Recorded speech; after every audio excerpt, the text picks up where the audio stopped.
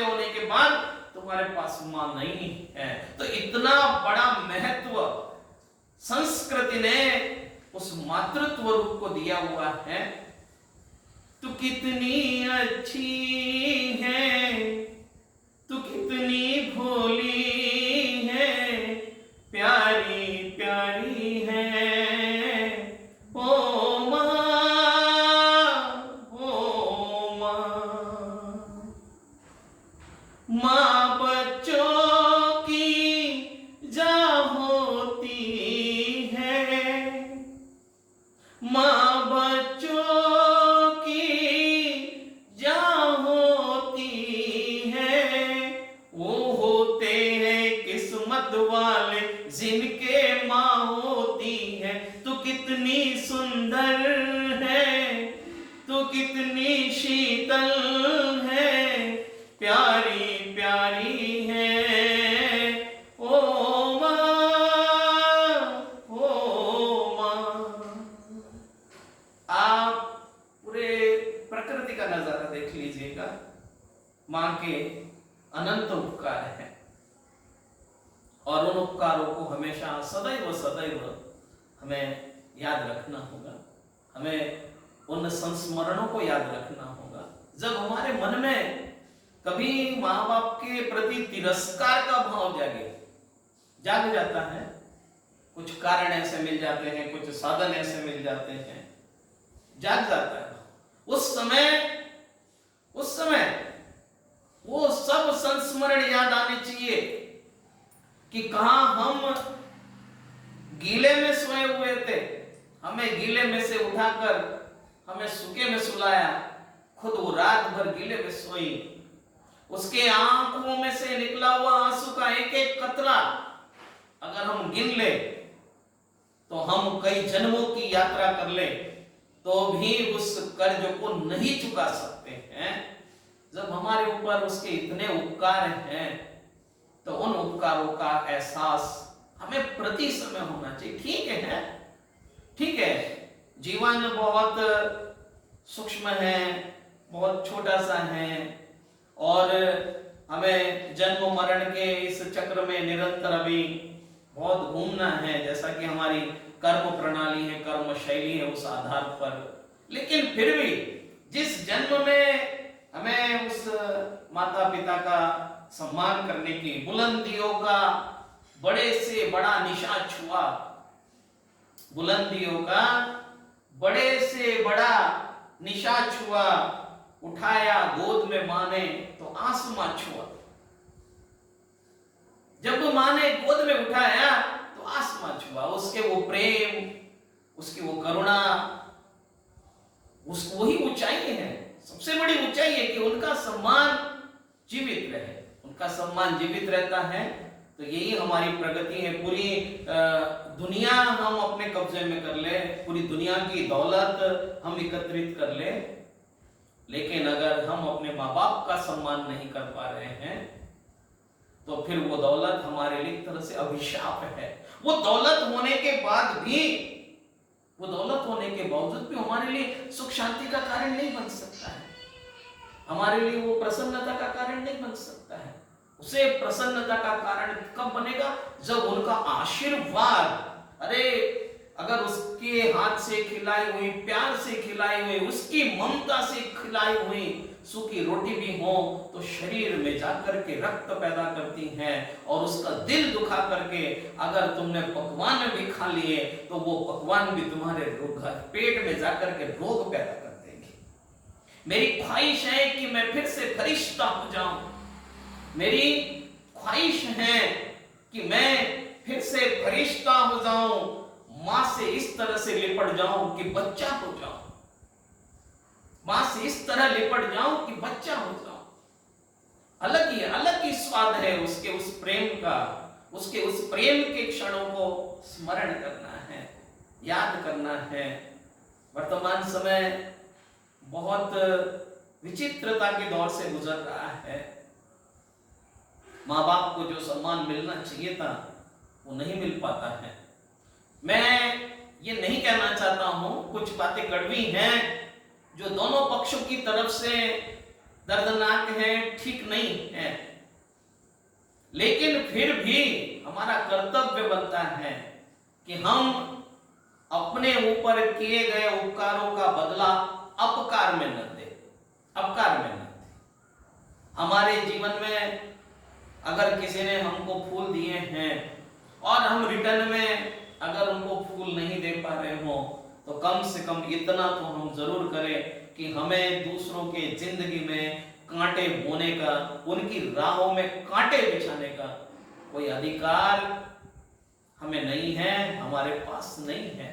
अगर हम दूसरों की जिंदगी में दिए नहीं जला सकते, अगर हम दूसरों के घरों में रोशनी नहीं कर सकते, तो फिर हमें दूसरों के घरों में अंधकार करने का भी कोई अधिकार नहीं है, कोई अधिकार नहीं। जो लोग दूसरों के घरों में अशांति फैलाते हैं, जो लोग दूसरों के घरों में लड़ाई झगड़े लगाते हैं, जो दूसरों के घरों की सुख शांति छीन लेते हैं, उनकी मंदिरों की पूजाएं सफल नहीं होने वाली है। उनके द्वारा बजाए गए घंटों से परमात्मा जागने वाला नहीं है।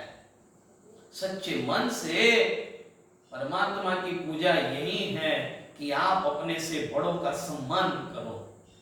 जिन्होंने आपके ऊपर उपकार किए हैं, उन उपकारों का निरंतर स्मरण करो, उन उपकारों को याद करो, और उन उपकारों को याद करते हुए अगर आप कोई उपकार, आप उस उपकारों को तो बदला चुकाया नहीं जा सकता। वो जो ऋण होता है माँ बाप गुरु परमात्मा का, जो ऋण होता है, उसको आप किसी जन्म में भी नहीं चुका सकते। लिखा है, सप्त समंदर स्याही करो, पृथ्वी करो वन राय, हाँ? और जितने पेड़ पौधे हैं, इनकी कलम बना लो और लेखनी करो वन राय, गुरु गुण लिखा न जाए। सारी पृथ्वी को कागज बना लो, समुद्रों की स्याही बना लो, सारे जितने वन हैं उनके पेड़ों की कलम बना लो, लेकिन गुरु की महिमा वर्णी न जाए, माँ की महिमा वर्णी न जाए, और माँ का सम्मान करो मन वचन काय। गुरु की महिमा वर्णी न जाए, गुरु नाम जपो मन वचन काय। ठीक है, मैं मानता हूं गुरु श्रद्धा का केंद्र है, देव शास्त्र गुरु सम्यक दर्शन का मार्ग है, सम्यक दर्शन के प्रेरक है, उनके प्रति की गई श्रद्धा सम्यक्त्व का कारण है। और वो जो लोक व्यवहार में जिस माँ ने जन्म दिया है, उसके प्रति दी गई श्रद्धा, आस्था, प्रेम, विश्वास सम्यक दर्शन का कारण नहीं हो सकता है, लेकिन संस्कारों का कारण हो सकता है, क्योंकि संस्कारों की पहली पाठशाला माँ होती है। सज्जनों, आज 10 मई 2020 मदर्स डे, और पूरे विश्व में सब लोग अपनी अपनी माताओं का सम्मान कर रहे हैं। वे होते हैं किस्मत वाले जिनके माँ होती हैं। आज किसी दुर्भाग्यवश जिनकी माताएं मौजूद नहीं है, जिनका शरीर पूर्ण हो गया, देहावसान हो गया, या वो इस दुनिया में नहीं है, तो उन लोगों को आज माँ के फोटो के सामने बैठ करके रोता हुआ देखा जा रहा है। जिन लोगों के पास माँ मौजूद है, उपलब्ध है, जीवित है, और दूरी का मतलब ये नहीं होता है, दूरी का मतलब ये नहीं होता है कि मर ही जाना या चले ही जाना। दूरी अगर आप इधर है उधर है, कोई थोड़े भी दूर है, तो सम्मान दे। उनके चित्र के सामने बैठ करके रोने से सम्मान नहीं हो जाता है। सम्मान मन में होना चाहिए, प्रत्यक्षता में होना चाहिए। ऐसा न हो कि जब जीवित थे तो हमने पानी के लिए भी नहीं पूछा, जब जीवित थे तो हमने पानी के लिए भी नहीं पूछा, और जब उन्होंने कभी अपने मुंह से पानी मांगा तो हमने तिरस्कार कर दिया। और आज हम मदर्स डे है, इसीलिए हम फोटो के सामने रो रहे हो, और वो सब बातें दुनिया को दिखाना चाहते हो कि हम माँ बाप से कितना प्रेम करते। तो नहीं, मैं आपसे फिर कह रहा हूं कि ये चीजें दिखावा करने के लिए नहीं है, प्रदर्शन करने के लिए नहीं है, सच्चे मन से जुड़ने के हैं। आचार्य मानतुंग देव ने भी उन सभी तीर्थंकर जननियों को धन्य धन्य कहा कि 100 नारी 100 सुत को जनती रहती 100 ठौर, तुमसे सुत को जनने वाली जननी महती क्या है और, तारा गण को सर्व दिशाएं धरे नहीं कोई खाली, पूर्व दिशा ही पूर्ण प्रतापी दिनपति को जनने वाली। कि ऐसी तो माताएं, और फिर एक बात और है कि केवल जन्म देने का नाम माता नहीं है। मैं एक बात और कह देना चाहता हूं कि आज जो माताएं हैं वो मॉडर्नता की तरफ ज्यादा जा रही है, आधुनिकता की तरफ ज्यादा जा रही है, बच्चों को संस्कार कम दे रही है और केवल शरीर से जन्म दे रही है। केवल शरीर से जन्म देने का नाम मां नहीं है, संस्कारों का बाग, संस्कारों का उपवन लगाना पड़ेगा आपको। ये जो दुनिया है वन है कांटों का, तू फुलवारी है ओ मां। ये पूरी दुनिया कांटों का वन है और ऐसी परिस्थिति में मां जो है वो फुलवारी का काम, कौन सी फुलवारी? संस्कारों की फुलवारी। बच्चों को केवल 2.5 और 3 साल की उम्र में कॉन्वेंट स्कूलों में भेज देना, प्ले स्कूलों में भेज देना और आपकी जिम्मेदारी पूरी हो गई? नो, केवल शरीर से जन्म देने का नाम माता का काम माता का नहीं है। उतने कर्म, उतने काम मात्र से उसका नाम मां के रूप में नहीं जाना जाएगा। उसका काम है कि वो बच्चों को संस्कार दे, संस्कारित करके उस फुलवारी को महकाए। क्योंकि अगर आप संस्कार नहीं दोगे तो फिर बड़े होकर के आपका सम्मान कैसे करेंगे? आज अगर बच्चे माँ बाप का सम्मान करने में कहीं किसी तरह से कमी रख रहे हैं तो उसमें एक छोटी सी गलती कहीं ना कहीं हमारी तरफ से भी हुई है कि जब बच्चों को हमारी जरूरत थी तब हम बच्चों के काम ना आए। आज जब हमें बच्चों की जरूरत है तो आज बच्चे हमारे काम नहीं आ रहे। तो ऐसी भूल क्यों रही है, ऐसी गलती क्यों नहीं है? प्रारंभ से ही उस भूमिका को मजबूती के रूप से क्यों नहीं निभाया जा रहा है? अगर उस भूमिका को अच्छी तरह से प्रारंभ से ही निभा दिया जाएगा तो आगे जाकर के ये जो कठिनाइयां, ये जो विडंबनाएं, ये जो विचित्रता अंत समय में जाकर के देखने को मिलती है, तो ये इन चीजों से हम बच सकेंगे। मैं देश की तमाम मूल माताओं को आह्वान करता हूं कि जिन्होंने बहुत दुख सुख संकट के समय में अपने बच्चों की परवरिश की और जब बच्चे उनसे बिछड़ जाते हैं तो वो किस तरह से रो रो करके फुट करके, किस तरह से फुट करके रो करके अपना समय, अपने दुख याद करती हैं। लेकिन मैं इन सब बातों के बावजूद एक बात केवल ये कहना चाहूंगा कि माँ का भी कर्तव्य बनता है कि वो स्वयं संस्कारवान बने। यहाँ माँ का मतलब ही संस्कारवान है, केवल जन्म देने का मतलब नहीं है। यहाँ माँ का मतलब ही संस्कारवान है। आपको भी बच्चों के प्रति इतना विश्वास होना चाहिए। जो माँ 20, 22, 25 साल तक बच्चे के प्रति इतना प्रेम रखती है और शादी होते ही लड़के की, ऐसा क्या हो जाता है माँ और बेटे के मन में, क्या हो जाता है ऐसा? ये सब बातें समझनी होगी।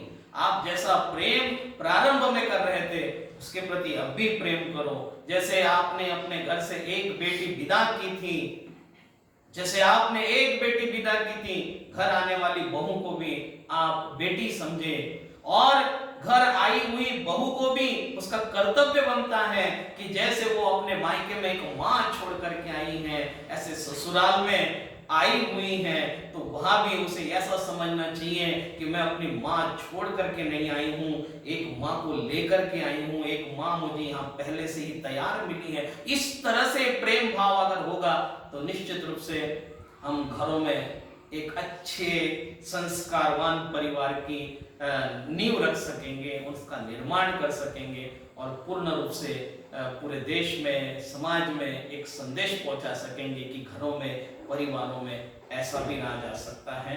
तमाम बातों के बीच आज मदर्स डे पर पुनः उन सब माताओं को पुनः एक छोटा सा संदेश कि आप अगर संस्कारवान आप बनी रहेगी तो आपका सम्मान जीवित रहेगा। अगर आप संस्कारों को भूल जाएगी तो फिर आपका सम्मान भी खो जाएगा। आपका सम्मान आपके हाथ में है। आप सामान के पीछे न दौड़े, आप सम्मान को संभाल के रखें। आपका सम्मान आपके संस्कारों में है। आप संस्कारवान रहोगी, घर संस्कारवान रहेगा, परिवार संस्कारवान रहेगा और उससे पूरे वातावरण में एक महक होगी, खुशबू होगी। इसीलिए देश की तमाम माताओं से एक निवेदन है कि किसी भी हाल में, किसी भी कीमत पर अपने संस्कारों को न खोए, अपनी भारतीयता की जो संस्कृति है उसको नाश न होने दे, उसको समाप्त न करे और पूरी तरह से धार्मिक सामाजिक मर्यादाओं का पालन करते हुए ये जो आधुनिकता है, ये जो मॉडर्नता है, ये जो दिखावा है, इस दिखावे से दूर रह करके आप माँ बने हैं आप, और आप जिस तरह से नशे की आदतें आपको लग रही हैं, आपका खान पान इतना खराब हो रहा है, आपका रहन सहन, आपका पहनना ओढ़ना इतना खराब हो रहा है, ऐसे स्थिति में आप क्या घर परिवार की रक्षा करेंगे? अगर आपको घर परिवार देश समाज, क्योंकि एक लड़की की जिम्मेदारी दो परिवारों को संभालने की होती है, जिस घर को छोड़ के आई हैं उस घर की भी इज्जत का ध्यान रखना होता है, और जिस घर में आई हैं उस घर की भी इज्जत का ध्यान रखना होता है। आपके कंधों पर दो दो परिवारों की इज्जत की जिम्मेदारी होती है। ऐसी स्थिति में आप पूरी तरह से संस्कारवान बनी रहें और आगे संस्कारों को परोसते जाए, संस्कारों की फुलवारी लगाते जाए, उसमें फूल खिलाए, अच्छे अच्छे फूल खिले जो देश के, समाज के और सबके काम आ सकें। पुनः आज उन तमाम सभी माताओं को मदर्स डे पर बहुत बहुत उनका विशेष अभिवादन। धन्यवाद।